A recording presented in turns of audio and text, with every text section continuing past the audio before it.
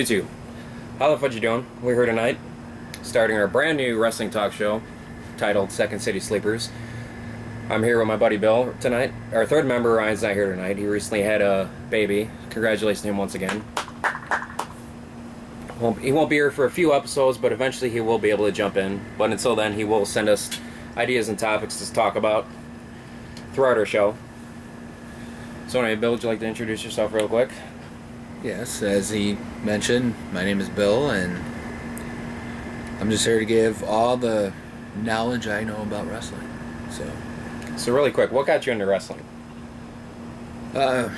Real quick, long time ago I was in Dalton, Illinois, and my dad turned on a wrestling show. It was called, I think it was Superstars Wrestling at the time. Yes, it was, yeah. And it was before, I'm originally from Dalton, so I'm a big Chicago guy. And it was before the Mike Dickus show, if anybody knows back in the day what that was. And it was an hour before the Mike Dickus show. It was on, I don't know what channel. My dad turned it on, and he was like, yeah, this is wrestling. And to this day, my dad's not a big wrestling fan, but I loved it from there. It was just everything that I love. The colors, the ropes, just everything. And that's how I became a wrestling fan. What got me into wrestling was my dad, when I was younger, he would he used to buy stuff, like snacks and stuff. He was like, hey, you want to watch wrestling? I'm like, yeah, sure, why not? I was like 5 at the time, and there was a WCW pay-per-view called Bash at the Beach, you know, WCW, greatest company of all time, in my opinion. And that's what got me into it. You know, I started getting into it, and eventually I would look at matches back from the past, and I would see the Hulk Hogan Ultimate Warrior match, one of the famous matches of all time. You know, yes, my colleague over here, great match against his beliefs, you know. My boyhood yes. hero. Ultimate Warrior 1, I was ecstatic. That's what got me into it. I've never been a Hulk Hogan fan. You know, I know there's a lot of people of you out there that are Hulk Hogan fans. You know, he is wrestling. He's what brought wrestling into it. But I'm one of those guys who believe Ultimate Warrior was the better wrestler and the better entertainer. You know, that's just my own opinion. Your opinion on that real quick? Oh, see, I thought we were just introducing ourselves. And because the conversation before I even want to get in a conversation, when he said that he thought WCW was the best at the time, when he saw Bash at the Beach, that's not very good at all. But but that's, you know, let's just do our introductions and get into the wrestling play that we're about to do. Okay, but anyway, as I said, I'm Alex. He's Bill. Ryan's not with us tonight because he just had a new kid. Once again, congratulations. I know we mentioned that already. We'll see. Hopefully we'll see you here soon. We got a spot for you, waiting for you. And to the other guy, Mike, who is basically our behind the camera kind of guy right now. He's not here either. He will be here eventually, I'm sure. We'll wait and see for that. But anyway, of course, we got to talk about the giant pink elephant in the room right now. We just came off of Money in the Bank pay-per-view 2 nights ago, as we are recording this right now. And we had Raw yesterday. So Money in the Bank, of course, we had, which is, in my opinion, one of the more disappointing pay-per-views, which is one of my more pay-per-views I look forward to at the year, other than Royal Rumble and WrestleMania. You had a lot of the matches that were boring. I mean, just the entire night was predictable about it. I mean, you had the best match of the night, in my opinion, was the opening match with the Usos and the Wyatt brothers, Harper and Rowan. It was a good match throughout the night. It went back and forth. There was a lot of high flying between the Usos. You had the Impact with the Wyatt brothers, and the pay-per-view. When you saw that, you were like, "Oh, this is going to be a good pay-per-view." And then pay-per-view went on. You know, you had the Divas match. Was like, "I'm going to go outside, have a cigarette break or a bathroom break, whatever you want to do." And then it just kept going on. You had the first Money in the Bank match, which was it wasn't bad. It wasn't bad. No, it was decent. And then you. But here's what I think about it, because of how, like, when we watched it, and it was like, it seemed like a lot of filler matches. And as you watch it again, which I kind of did, or kind of remembered watching it again, you know, all that fun shit. Sorry. I'll bleep that out. It's okay. But I try to, you know, and then remember watching it again and watching Raw and how the pay-per-view came to be. Well, you had your top 14, at least 14 superstars in the company in 2 matches. So you had to figure out, all right, there's going to be fillers in the whole match, or the whole night for these matches. So I understand why the pay-per-view didn't come off as good as I expected it to be. Because it was like, oh man, it was like a lot of filler matches. But I mean, I agree with you. Well, like I expect that with what you the just tag said, match yes. was very good, but it was like there's a lot of they have to fill in that time for a 3-hour pay-per-view where you have your 14 biggest superstars in 2 matches. So, take it for what which it kind of explains why you had some people.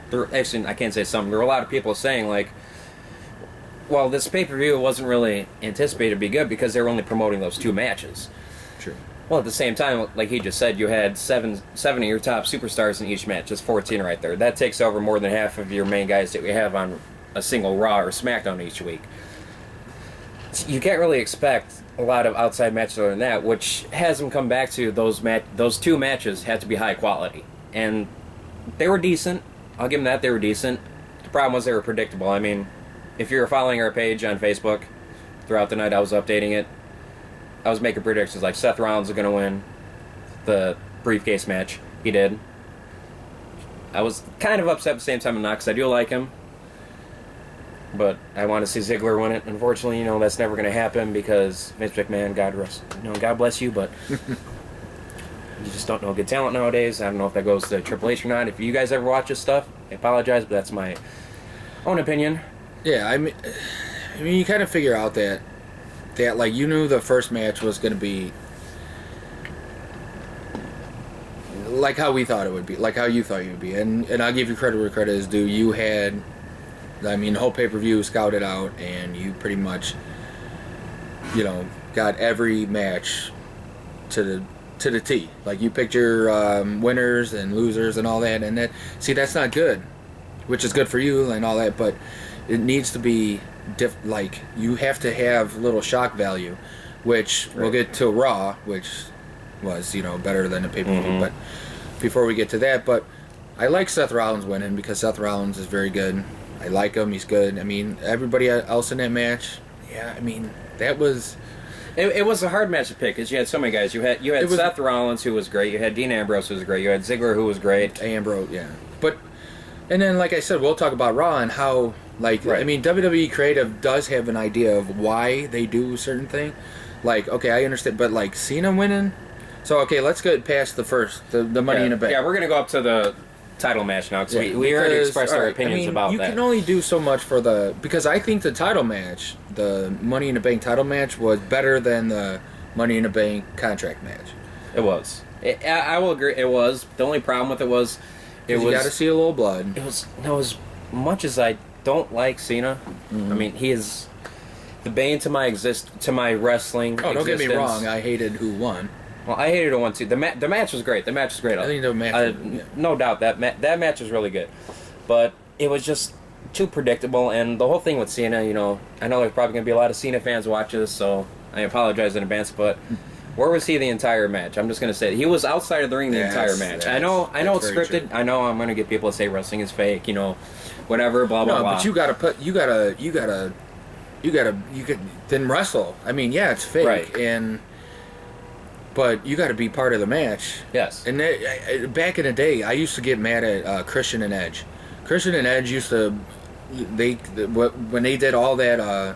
Ladder TLC matches. It was Christian Edge, Dudley Boys, Hardys, and whoever they threw in here and there. Wrestling at its finest. And it was awesome. It was the best matches of all time. And the tag team that took the less bumps were Christian and Edge. And Christian and Edge won the majority of those matches. And I hated that. I was man.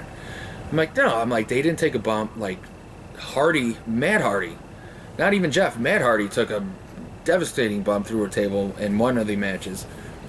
Because they used to do it at WrestleMania, SummerSlam, and right, yeah, all these So that's how I saw, like what you were saying about John Cena. Where the hell was he in that match? I understand that, and it's like, oh, so he, and then now he comes back and he doesn't really,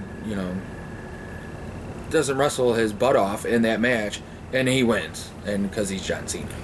And John Cena, you know, bus falls on top, and he still kick out at too. But Yeah. but he's the face of the company, and we have to accept that. Unfortunately, he's the one that brings in the money. I don't understand why. I mean, granted, a lot of the new wrestling fans nowadays that came in after the Attitude Era are younger kids, so Vince had to model somebody after that Yeah. to bring in the younger audience, and you know he did a good job at that. But bringing somebody who is a better talent, but we're not going to get into that right now because we're talking about The paper. the pay-per-view, and we're about to get into Raw here shortly. But you know, congrats to him. It pains me to say that. I want to stab myself in the gut, but congratulations. And yeah, I mean, don't get me wrong. Like I talked about this with you all the time, and Cena is a company man, so I do respect him to that point, to where he is always. He won't take a night off, and No, he won't. he will. He's a company guy. He is wrestling. He's more wrestling than He has a beautiful girlfriend, and he rather wrestle 365 days a week than go out on one date with her for one day. I understand that. That's awesome. I love him for it, but I don't think he understands what makes wrestling as good as it once was. Does that make sense? Did that come out right? I understood that. Yeah, Like, he's got to be like, all right, I mean, yeah, turn heel, or just be like, you know what, I got to do things my way, or, stop with the fans. Like, I'll never do what you do. I understand, but you really got to do what you got to do, but do it to the point where, like, what's good for wrestling. And I don't think I'm coming off good with this, but I think you just be like, if they say, hey, turn heel, and he's like, no, I don't want to turn heel, but I really think he's a company man. So turn heel, and then do what Hogan did. Turn heel, and then eventually they'll start loving you again. Oh, look, Simple as that. Like I said, Hogan was going downhill after being the face for so many years. He went to the NWO stuff, and it Hogan blew was up. getting booed on WCW nightly for being the immortal Hulk Hogan. Oh, without a doubt. Nightly, and they were like, well, what do we got to do to change this? Now maybe this is the best gimmick of all time that John Cena's doing this, to where he's like, you know what, I'm never going to give in. And then maybe they'll eventually love me for not doing that. I don't see it happening anytime soon, but... And that's how it was. I mean, that was wrestling back then. Now you got wrestling nowadays. I mean, really quick before we end the episode, I just want to go back to Cena thing real quick. As much as I don't like the guy, as much as I don't believe he is a terrible wrestler. His mic skills they were great when he used to be the Thugonomics guy. Didn't you, real quick before you, didn't you think that he did a little Thugonomics because Triple H was making fun of him? Yes, he was getting a little into it. Which we'll get that into on the next episode when we discuss Raw. All right. But when he was a Thugonomics guy, he was. I used to laugh at what he would say. And now when he talks in the mic, you get the normal. I know we're getting outside of the pay-per-view right now, but we're going on a few minutes here about it. But I don't want to get this into a John Cena rap really quick. You get the normal. Oh, this city doesn't like me this week. It's like one of those. We get it by now. Come up with something new. Go back to being a heel. Very good point. Yes. I know whether or not he wants to do it, or Vince wants to turn him into a heel. He doesn't want it, or Vince doesn't want it. Whatever. But go back to heel. Go back to your Thugonomics guy. And then you might much better. Become even more popular than you are now. Like you will get more respect, I think, for without a doubt. Changing. Just change. I mean, wrestling's all about changing. Change. That's all you One thing I do give him credit for is all the stuff he does for the Make-A-Wish stuff. Yeah, I give you a ton of credit. I love you for that stuff. I mean, he's awesome. That is an amazing thing. And he dedicates that for amazing thing that he wrestling. does. It's an amazing thing. He's a hell of a... I literally think he would, love... He would be a wrestler before he would get married and be happy in his personal life. Then he'd rather be a wrestler than have his personal life be happy. That's, and be happy in his personal life. But I mean, still, that doesn't mean we have to like him for it. That's true. I respect him, but do something different. You gotta respect the guy for what he's done for the company as much as you don't like him. Exactly. But anyway, we're running low on time here for this episode. So if you like watching this video and you want to continue watching this video, be sure to hit the like button down below. If you want to make sure this is our first one, so we were a little rusty. So. This is our first video, by the way. But anyway, if you like the video, be sure to hit that like button below. if you want to keep in contact with us, want to get updated on more videos, make sure you hit subscribe, the yellow subscribe button above us, or red, whatever it is now. And also, we do have a Twitter and a Facebook account. I will have the links in the descriptions. We have a Twitter. Yes, we have a Twitter account. God bless. See, we have a Twitter and a Facebook account down below. I'll put a link in below in the descriptions.